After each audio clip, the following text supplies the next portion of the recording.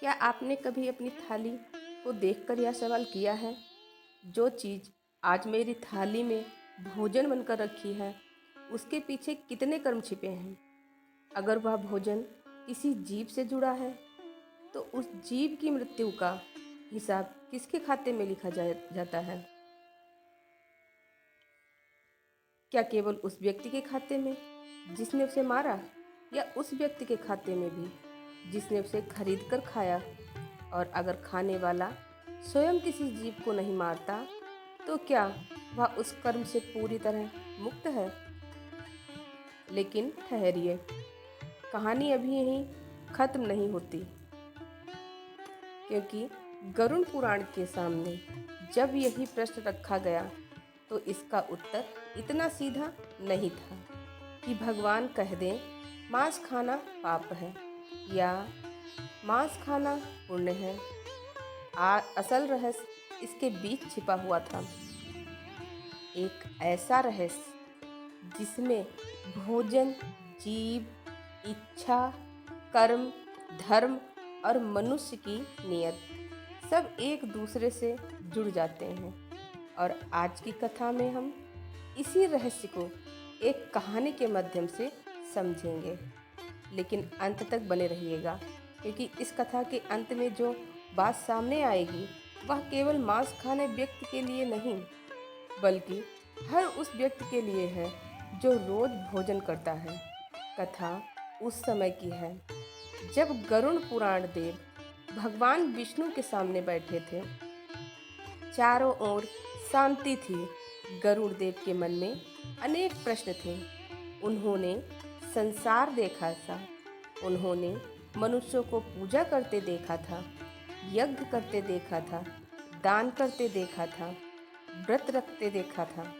लेकिन उन्हीं मनुष्यों को क्रोध करते, झूठ बोलते, लालच करते और जीवों को कष्ट देते हुए भी देखा था। गरुड़ देव ने भगवान विष्णु से पूछा, हे प्रभु, मनुष्य अपने जीवन में अनेक प्रकार के कर्म करता है, लेकिन उसे कैसे पता चले कि कौन सा कर्म उसे पुण्य की ओर ले जा रहा है और कौन सा कर्म उसके लिए बंधन बन रहा है? भगवान विष्णु ने कहा, हे गरुड़, मनुष्य अक्सर केवल अपने कर्म को देखता है, लेकिन कर्म के पीछे छिपी भावना को नहीं देखता। गरुड़ देव ने पूछा, क्या केवल भावना से कर्म बदल जाता है? भगवान ने कहा, कई बार वही भावना कर्म का स्वरूप बदल देती है। गरुड़ देव कुछ क्षण शांत रहे, फिर उन्होंने वह प्रश्न पूछा जिसके कारण आज की यह कथा हमारे सामने आती है। हे प्रभु, यदि कोई मनुष्य किसी जीव को मारकर उसका मांस खाता है, तो उसका क्या फल होता है? भगवान विष्णु ने तुरंत उत्तर नहीं दिया। उन्होंने गरुड़ देव की ओर देखा और फिर कहा, पहले यह समझो कि हर परिस्थिति को एक जैसा मान लेना धर्म को समझना नहीं है। गरुड़ देव चौंके। उन्होंने पूछा, तो क्या मांस खाना हमेशा पाप नहीं है? भगवान बोले, जिस बात का निर्णय केवल एक शब्द से किया जा सकता है, उसके लिए धर्म ग्रंथों में इतनी चर्चा की आवश्यकता ही क्यों पड़ती है? यहीं से रहस्य शुरू होता है। गरुड़ पुराण के एक प्रसंग में भोजन के नियम बताते हुए ऐसे मांस से बचने की बात आती है जो उचित कारण या विधि के बिना प्राप्त हुआ हो। लेकिन उसी प्रसंग में एक धार्मिक श्रद्धा संदर्भ का उल्लेख भी मिलता है, जहाँ देवताओं और पितरों की विधि पूर्वक पूजा के बाद मांस खाने को दोष रहित बताया गया है। अब सवाल उठता है, अगर ऐसा है तो आम आदमी क्या समझे? क्या मांस खाना सही है या गलत? वही वह जगह है जहां हमें एक व्यक्ति की कहानी समझनी होगी। एक नगर में माधव नाम का एक व्यक्ति रहता था। माधव बहुत साधारण आदमी था।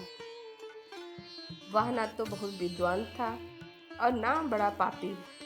सुबह सुबह उठकर भगवान को प्रणाम करता, काम पर जाता, शाम को घर लौटता, अपने परिवार के साथ भोजन करता और अपने जीवन को सामान्य समझता। उसके घर में एक आदत बरसों से चली आ रही थी। सप्ताह में कई दिन उसके भोजन में मांस रहता था। माधव ने कभी इस बात पर गहराई से विचार नहीं किया था। उसके लिए यह सिर्फ भोजन था। एक दिन वह बाजार गया। वहाँ उसकी मुलाकात एक वृद्ध साधु से हुई। साधु सड़क के किनारे बैठे थे।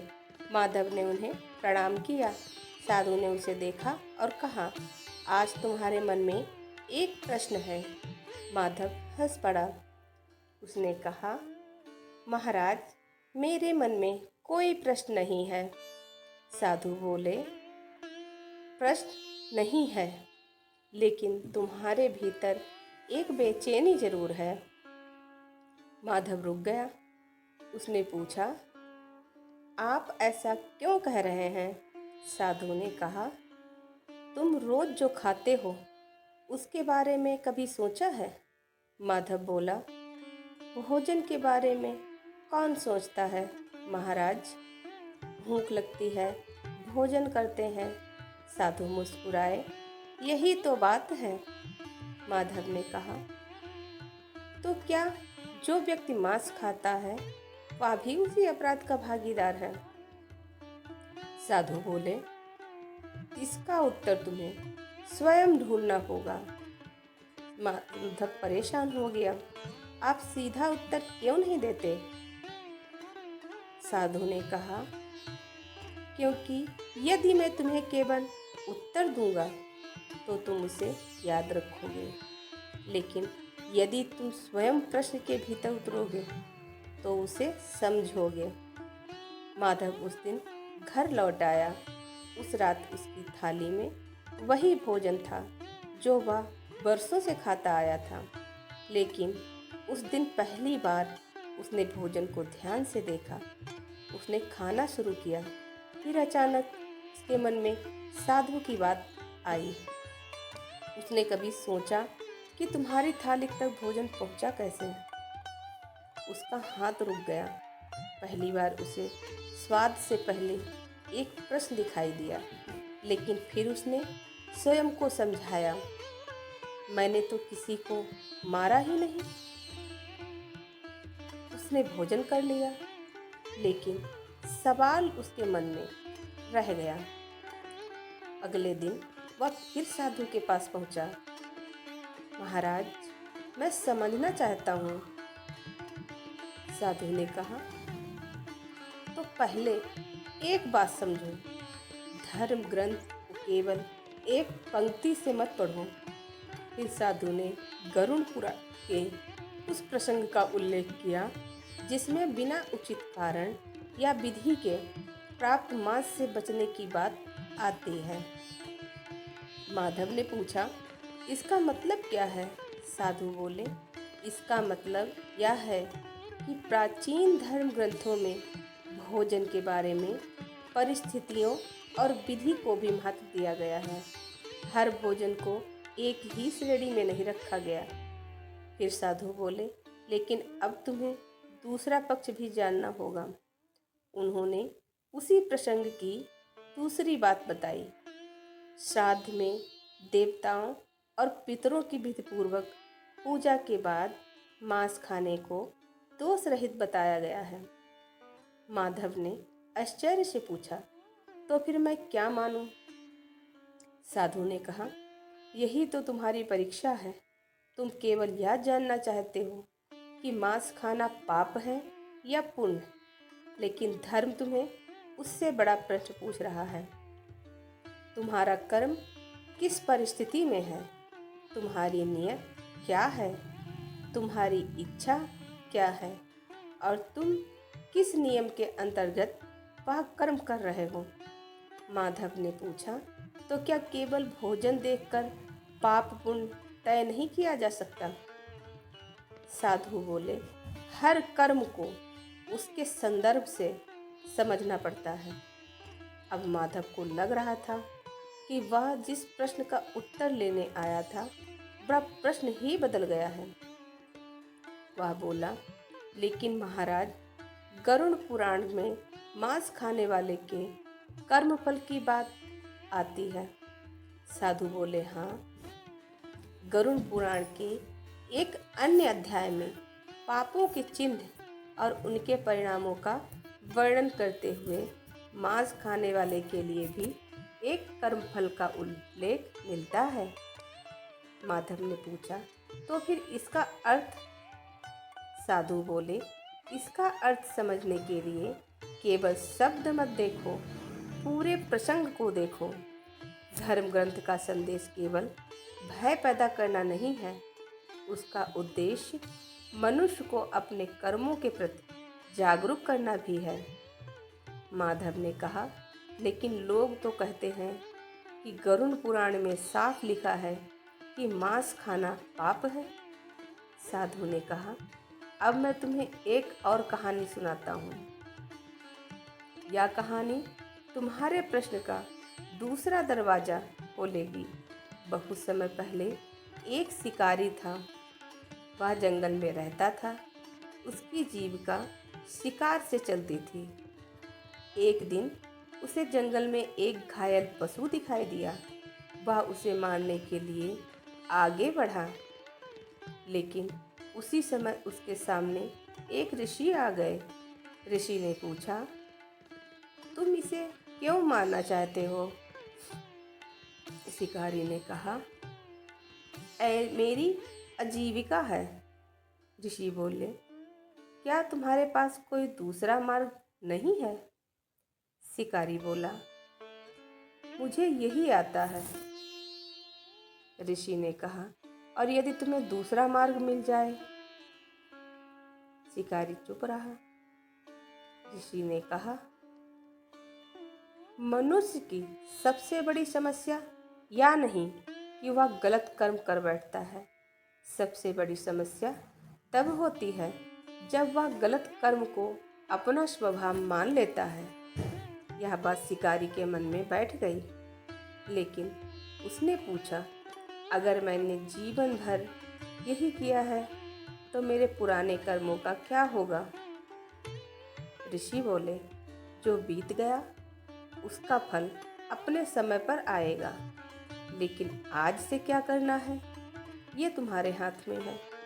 यही बात माधव को भी समझनी थी, क्योंकि वह सोच रहा था, अगर मैंने बरसों से मांस खाया है तो क्या अब मेरे सारे कर्म मुझे भोगने पड़ेंगे? साधु ने कहा, डरने के लिए धर्म मत सुनो, समझने के लिए सुनो। पश्चाताप का अर्थ केवल रोना नहीं है। पश्चाताप का अर्थ है जिस बात को गलत समझ लिया उसे पहचानना और अपने आगे के कर्म को बदलना। माधव ने पूछा, तो क्या भगवान पुराने कर्मों को माफ कर देते हैं? साधु बोले, भगवान की कृपा की बात अलग है, लेकिन मनुष्य को अपने कर्म की जिम्मेदारी से भागने का अधिकार नहीं। तुम्हें अपने कर्म को स्वीकार करना होगा और जहाँ सुधार संभव है वहाँ सुधार करना होगा। माधव ने पूछा, तो क्या शिकारी व्यक्ति हमेशा पुण्यात्मा होता है? साधु मुस्कुराए, नहीं। और क्या मांस खाने वाला व्यक्ति हमेशा पापी होता है?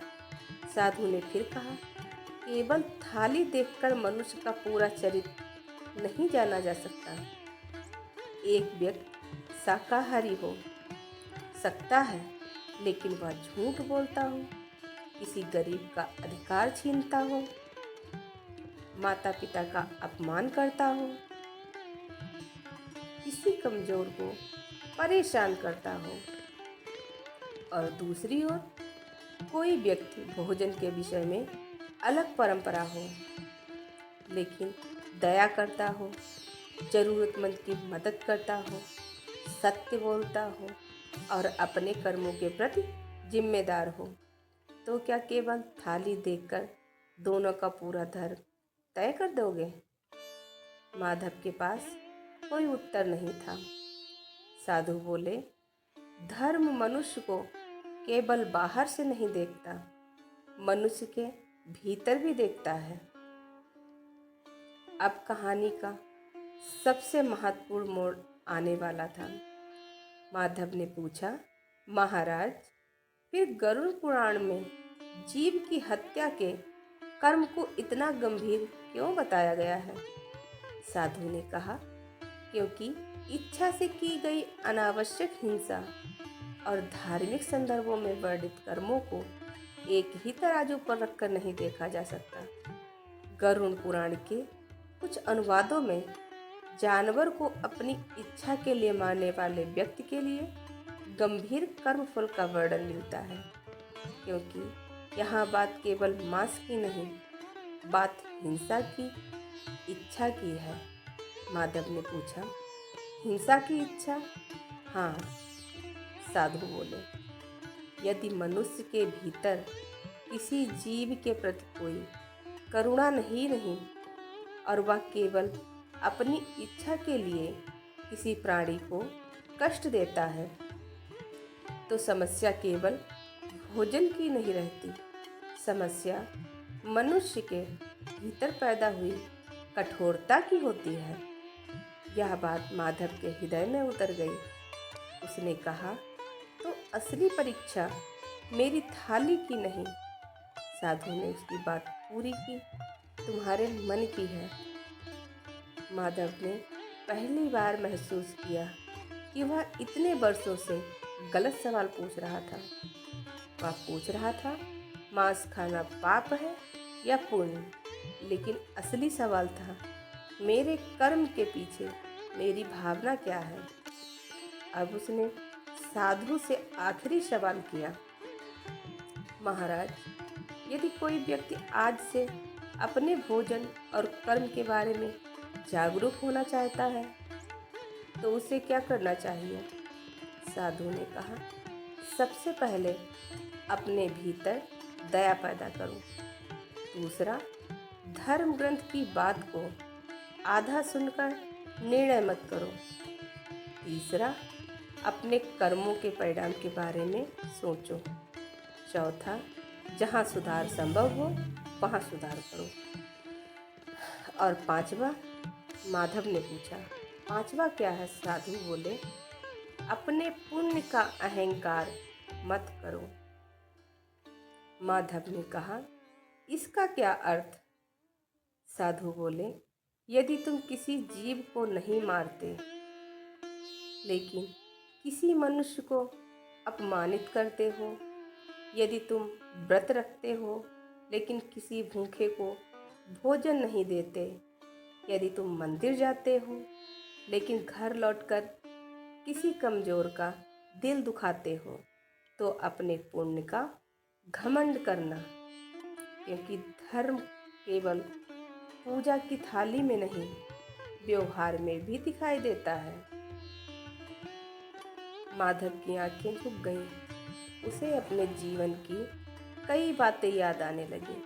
उसने कितनी बार गुस्से में किसी को कठोर शब्द कहे थे, कितनी बार किसी गरीब को देखकर नज़र फेर ली थी, कितनी बार उसने भगवान के अपने सामने हाथ जोड़े थे, लेकिन किसी ज़रूरतमंद की मदद करने में पीछे हट गया था। उसे लगा जैसे वह मांस के प्रश्न का उत्तर लेने आया था और अपने पूरे जीवन का आईना लेकर लौट रहा है। उसने साधु से कहा, महाराज, मुझे आज समझ आया कि मैं केवल भोजन का हिसाब पूछ रहा था, लेकिन मुझे अपने पूरे जीवन का हिसाब देखना चाहिए। साधु मुस्कुराए, यही समझ तुम्हारे लिए सबसे बड़ा भोजन है।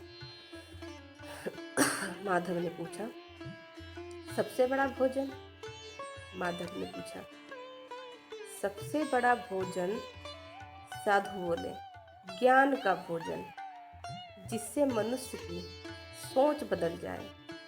फिर साधु उठे और जाने लगे। माधव ने उन्हें रोकते हुए पूछा, महाराज, एक आखिरी बात। साधु रुके।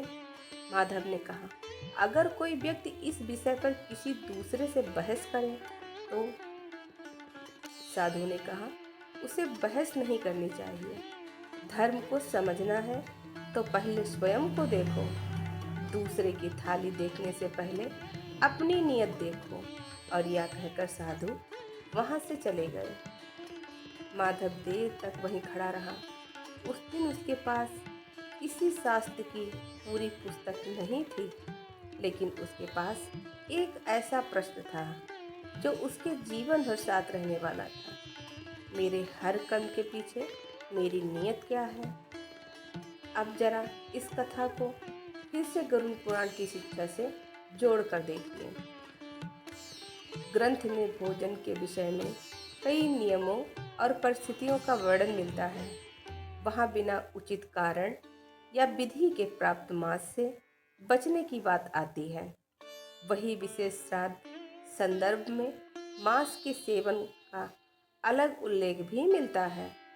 इसलिए केवल यह कहना कि गरुड़ पुराण के अनुसार हर प्रकार का मांस हर परिस्थिति में पाप है, पूरे पाठ का सही प्रतिनिधित्व नहीं करता।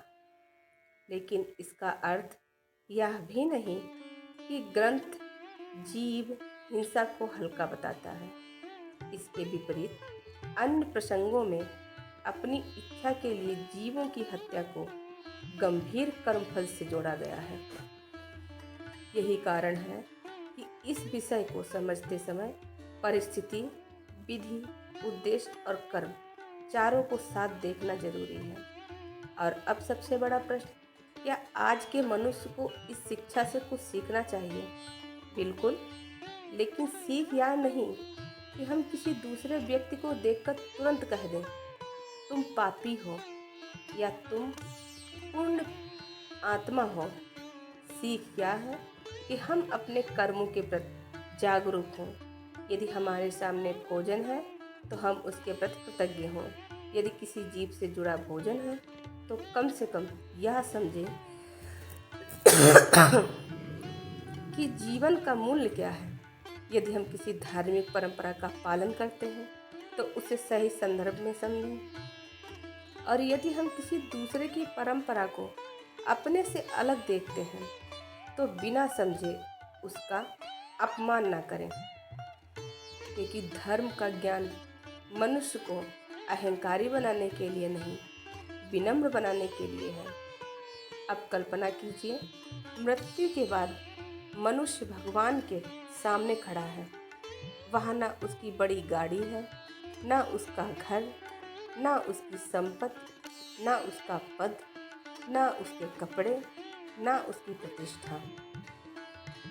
वहाँ केवल उसके कर्म हैं। और तब उससे पूछा जाए तुमने अपने जीवन में क्या किया तो क्या वह केवल यह कह सकता है मैंने रोज पूजा की थी? क्या यह पर्याप्त होगा?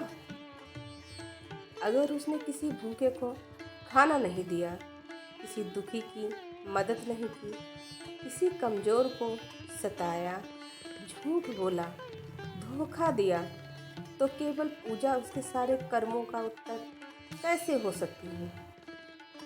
इसलिए गरुड़ पुराण का कर्म संबंधी चिंतन मनुष्य को बार बार अपने जीवन की ओर देखने के लिए मजबूर करता है। और शायद यही कारण है कि यह प्रश्न आज भी जीवित है। मांस खाना पाप है या पुण्य? इस प्रश्न का उत्तर केवल शब्द नहीं है, लेकिन एक बात बहुत स्पष्ट है। अनावश्यक हिंसा, क्रूरता और केवल अपनी इच्छा के लिए किसी जीव को कष्ट देने से मनुष्य को बचना चाहिए।